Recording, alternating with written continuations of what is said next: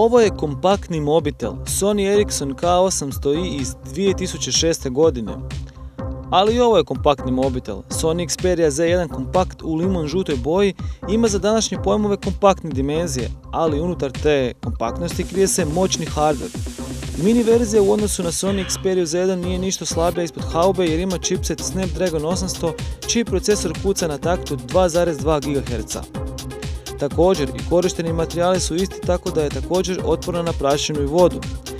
Kamera je također identična i ima 20,7 megapiksela, a sada je položaj kamere praktičniji nego kod Z1 kod koje smo često na fotografiji našli prst. Kamera je očekivano vrlo dobra, boje su vjerne, oštrina je jako dobra, a čak i noćne fotografije daju dobre detalje uz minimalan šum u odnosu na konkurente. Video ne trza, vrlo dobro se izoštravaju predmeti, tako da je zaista gušt koristiti i video i fotkanje. Glavna razlika u odnosu na Z1 je manja rezolucija ekrana. Kompakt ima ekran HD 720 rezolucije za razliku od Full HD-a kod Z1. Zbog toga je gustoća piksela manja i ima 342 piksela po inču.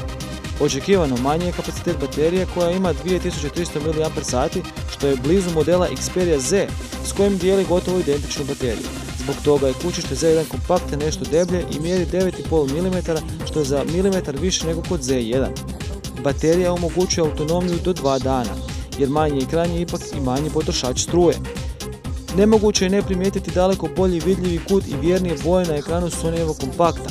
S modelom Z1 kompakt Sony razbija stereotip kako manja inačica flagshipa mora biti slabija u performansama, što se potvrdilo i na benchmark testovima.